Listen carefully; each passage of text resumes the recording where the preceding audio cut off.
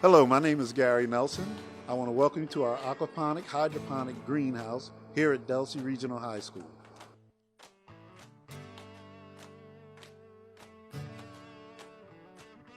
Aquaponics is a way of growing plants using fish. We actually use fish emulsion, or let's say fish waste, to provide nutrients to the plants. Plants grow 5-10 times faster than they would in normal soil growing conditions. Hydroponic systems are very similar, except your nutrient source is based on a mix that we'll use. So it's actually an inorganic mix. In our greenhouses, we're able to grow different species of fish, but our favorite right now is tilapia. Different plants we grow: Swiss chard, we grow basil, kale, tomatoes, peppers, cucumbers, pretty much you name it, we can grow it inside the greenhouses year round. We've been doing this now for about 7 years. We're probably the first in the South Jersey area to do this. I've been fortunate enough to go around to some other school districts and to begin to teach this concept. Program right now, we run 6 classes a day, over 100 students in the program right now. I like the fact that I can give people fresh food and letting them know like where it comes from. So it shows me like how I can provide to my community. For my students, they learn about food science, they learn about business entrepreneurship.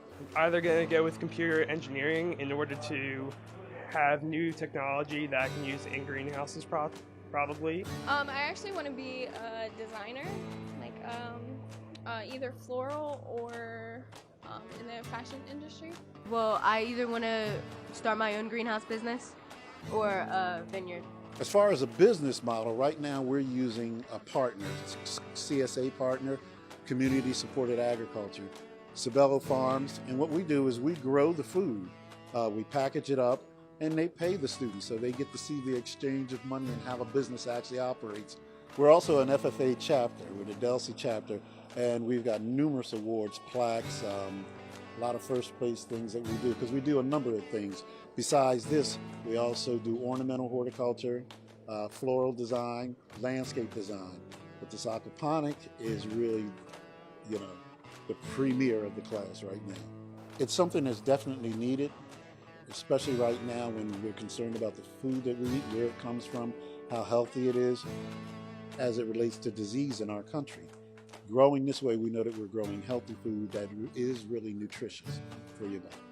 We just want to thank you for visiting the Delsea Regional High School aquaponic hydroponic greenhouses, and thank you for watching Weekend Filler.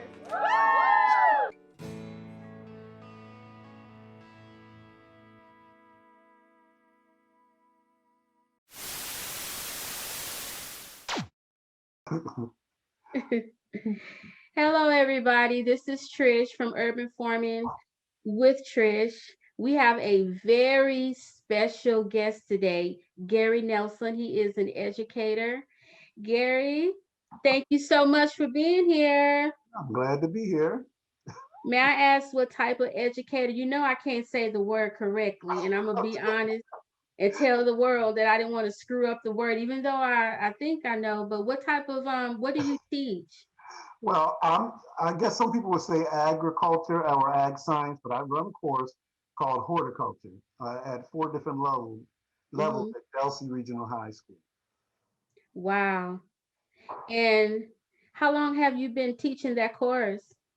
Well, I've been there for 28 years. Wow, Gary. Really and so you guys have a whole entire garden at your high school.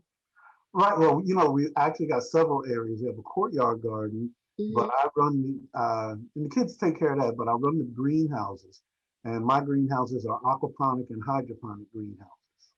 Okay. We're growing a lot of food there because what we have is what you call a school-based enterprise. So the kids are learning from ground up how to grow food, how to market, sell, become young entrepreneurs. So it's called new farming. Farming of the future, okay? That's what we believe it to be. And I understand you guys been doing this for what, 7 years? Well, the video said 7, but actually the program I've been running that probably about 11 years now, doing the aquaponics. Yeah. So we sell the fish too, tilapia. Oh wow, that was way before the pandemic. Yeah. You guys were on top of it a long time before the pandemic. Yeah. Well, I stress growing your own food only because, you know, the sad state of affairs in our country is that the agriculture industry has really done a lot of harm to people, you know, with the way Hmm. they've manufactured food and changed the food from what it was intended to be, you know, all to make a dollar, you know. Right. So Yeah. corporate agriculture is, Everything's a business these days. Education is a business when it should be more about educating our children. I yeah, mean, just everything is just turned into a business. you're right. You are 100% correct. So with the program, like what initiated it? Well, you know, initially when I was brought in, you know, that 28 years ago, it was basically to do the general greenhouse stuff. You know, you Mm-hmm. grow some plants, you talk about plant science with the kids. And the problem I saw was I didn't see a real future in it for the kids. And at the level it was at then, it was designed more for like special needs kids. Okay. And what struck me odd was that, you know, when I talked to, you know, my administrators, I said, well, you know, these courses are offered as a degree program in colleges. We really need to step up what we're doing. And they agreed. So Mm-hmm. I had to go about writing curriculum at that point. And Wow. I wrote curriculum for first three levels, and writing it for three levels, different levels of the curriculum, opened us up for grant opportunities. And the kids didn't want to leave after the third year. And Yeah. the guidance department called me and said, listen, they don't want to sit in study halls. Can you add another course, do something? So I talked to administration. I added a fourth level. Mm-hmm. So I usually have those kids from freshman year straight through. And if they stay at Right. one level, they're certified at the end of it. Mm-hmm. They take a nationally approved test. And a lot of them, believe it or not, are starting their own business. Wow. Because people would be surprised now with the demand for organic foods and us being Mm-hmm. sustainable, that it's so much that they can do at home. But then again, the local market, people want locally grown, organic, clean, Yeah. GMO free food. And Absolutely. that's important for our health. You know, that's Mm-hmm. we're sick because of the food, and the food is actually the cure. Right. Depending Yeah. on how you make it available. So Right. It's on that. well, and a lot of you have different speakers and doctors talking about it. We've narrowed down the fact, well, what's causing our problem in this country, and being the Mm-hmm. greatest country on the planet, so they say, we're also the sickest country on the planet. Mm. And when we begin to look at the correlation between the food we eat and the diseases we get, there's a direct correlation. I Mm-hmm. don't know if you're familiar with a study that was done, and it lasted over 30 years, where it was called the China Nutritional Project. Okay. And the president in China wanted to know why in some areas his people were sick, because Mm-hmm. genetically they were all the same according to him. And he wanted to research what was going on in his country. What they found out was that the people that were getting sick of certain diseases were heavy meat eaters. Mm. Okay? In other areas, the people lived long. There was no obesity. There was no diabetes. There was no prostate cancers or breast cancers Mm. in comparison to our country. And it was just phenomenal. So uh, I'm thinking Colin, I got to think of his first name, but Mm-hmm. anyway, he did this study. He was involved in the study, wrote a book about it, and that's when people really began to dig in to find out, you know, what's really going on with our food supply. And in our, Mm-hmm.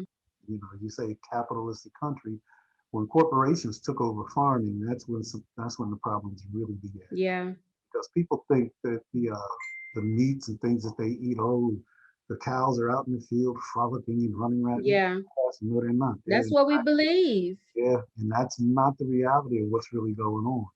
And these are the reasons why, you know, we're getting sick, is because of the food supply in this country. So you take back control when you begin to realize, you know what, if I can't trust them to give me something to do, maybe I should be growing my own food. Right. Absolutely. And it's so easy to do. And the health benefits are phenomenal. You're talking about reversing diseases that the doctors were telling you were not able to be reversed, high blood pressure, you know. Mm-hmm. And those things can be reverse without all the medication, basically. Medication. How do you start, Gary? Like, how do you begin? For Well, somebody who don't know, how do you start? well, you know what? You know what's so cool now is that we're in an age called the information age. So the knowledge that we need is just a fingertip away. I mean, you can go to YouTube or different sites, Mm-hmm. type in your question, and then these answers come up. And know-how videos of how to do it. So it depends on your situation. But we found that the greenhouse model, I love that, especially because that's what I do. Mm-hmm. But using a symbiotic relationship like aquaponics, where the fish and the plants, basically working with each other, because the fish water has to be clean. You think about Mm-hmm. a pond, you say, well, man, you got fish in the lake. How's the water getting clean? What kind of filtration Yeah. system? Mm-hmm. And these are natural filtration systems that are easily duplicated. And once you do that, you'll have fish, healthy fish in a body of water, and the water that you're using to, let's say, irrigate the plants with is Mm-hmm. directly from the fish. And it's a closed loop system. So you got dirty water going out, plants are taking out all Mm-hmm. the harmful toxins, and the water that returns to the system is clean, purified, and that's Mm-hmm. our living. So it's an easy concept. I'm sorry, I saw a message on my screen. Okay. But when I ran across the concept, there was a grower, Will Allen, out in Milwaukee, and Mm-hmm. I started really researching it. And I said, you know what? This is something I need to do with my program. And I talked to my students about it, and we basically built all the infrastructure in our greenhouses Oh, ourselves. wow. What And age group is it, Gary? it's high school now. High school. High school. Okay. And once we had the systems up and running, I mean, the food production was just off the chart. And we were having so much fun growing it that one day I looked in the greenhouse and I said, oh my God, what am I going to do with all this food? Wow. Set up any plans to sell it. So, one situation birthed another situation. I got all this food and now I got to make it available. Well, are we going to give it away? Are we going to sell it? Because Mm-hmm. our program can be self-sustaining with the money that we get off the food. Mm-hmm. And because it was right there in the community, we weren't trying to overcharge. It wasn't about the Yeah. community. It was a You just want to get rid of it and yeah. So we started what we call as a CSA, a community supported agriculture, mm-hmm. and we started selling. The teachers in the school just went crazy. I can imagine. And once the word got out, just like you found me, and online, Yeah. other schools and educational institutions found us, and they were requesting tours of the facility. Yeah.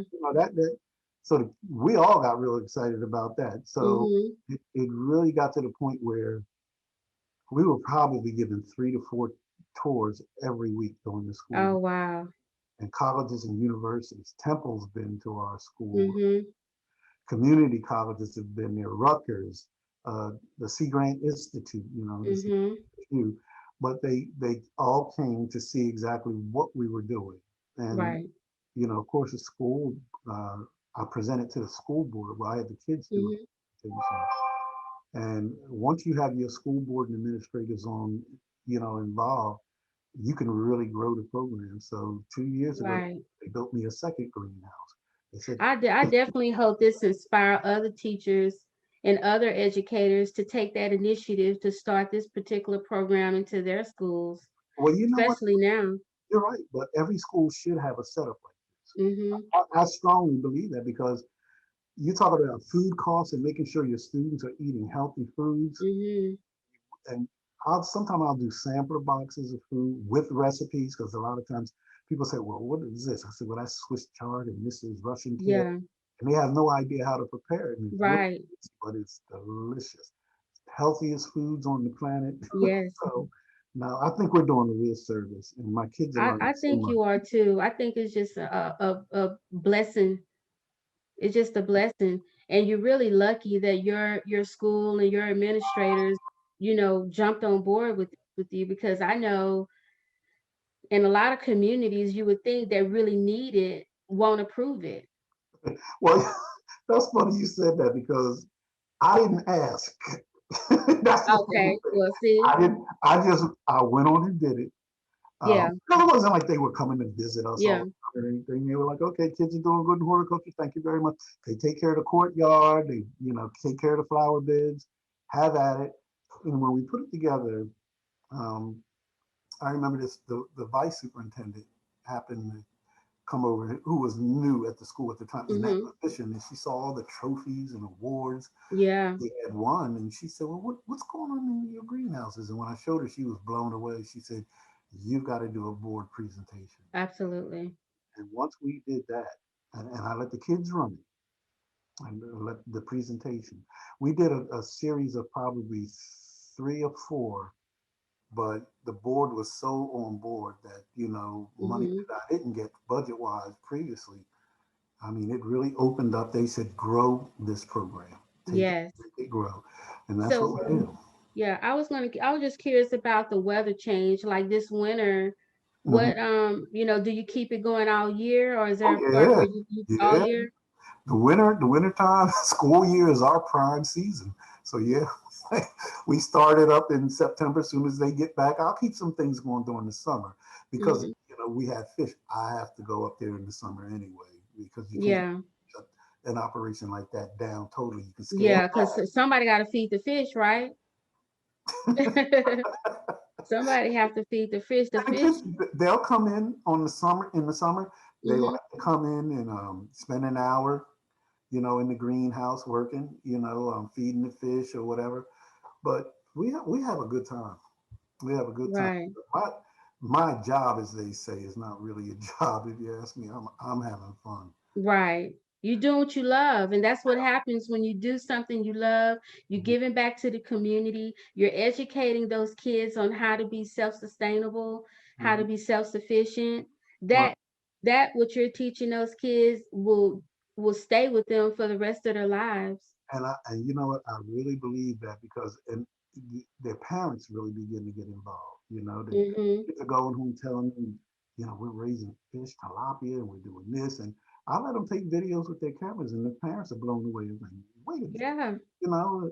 So they Mhm. come in, but I do the same thing at home. I mean, I'm a landscaper also. I mean, we cover it all in this horticulture program, not just aquaponics and hydroponics, but there's Yeah. landscape design, floral design, Mhm. ornamental horticulture. So we It's cover all a part of the yeah. it's all. Wow. I'm just blown away, Gary. I'm Well, just blown away. And I can't wait to share you with the gardening community. We definitely gonna learn from your videos that I'll be sharing.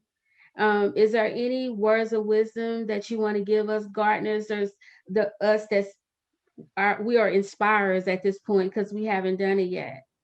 well, you know what? The way I look at it is you're constantly growing. I'm still growing and Mm-hmm. learning new things, and I invite that. But it's a fun journey. I mean, Yeah. we've made a lot of strides. I'm talking to my most advanced class this morning about um, different methods of marketing because in the COVID situation, we had to learn to adapt. Mm-hmm. We couldn't shut down food operation, but how do we make it accessible now Mm-hmm. in the midst of a pandemic? And how do you encourage others to get this thing going? Because Right. realistically, you don't have to wait till the spring and the summer to do this. Yeah. If you've got a basement, if you've got a garage, Mm-hmm. you can grow your own food Right. right at So home. basically that those are just excuses that we give, Yeah, you know what I mean, yeah. that we can't grow a certain time of the year. So which zone are you in? Because I know we can you growing in your zone, we can grow anywhere. Well, I'm in New Jersey, Okay. so I forget what. Yeah. But it's pretty cold up there most of the time, right? Well, the winters can be pretty. It was challenging this year. We had a lot of snow. Yeah. The greenhouses are warm. the, the plants are doing great. The food, the fish is happy, it's all Yeah, good. yes. I love it. I love it. But I definitely don't want to hold you up. I just want to say thank you once again. Well, thank Thank you you for for having me. sharing your beautiful videos, your garden with us, and thanks for all you do. Well, I appreciate that. Let me know when you have this available because I have some students that would love seeing this. So. Okay, you're welcome. So tell them hello. I'm saying hi to your students. And nice job, guys. If you haven't heard all the way from Atlanta, Georgia, from Urban Farming with Trish, we are so proud of you guys. Wow, that's awesome. They'll love you. But anytime there's a great leader, anything behind the leader is going to be great as well. So I'm not surprised. That's awesome, Trish. I do appreciate you having me and talking about some things. And we got to keep this going, you know, because We it's do. a lot to learn. It's a lot to do. It's just like I say. Yeah. I just love what I do. I really. Well, I hope this is just one of many conversations because we're so eager to learn. And again, I just fell in love with all you do, and I fell in love with the garden. So Okay. I just definitely want to share. And we'll talk again. This won't be the last time, okay? Okay. Thank you. Okay, talk to you soon. All right. Take care. All right.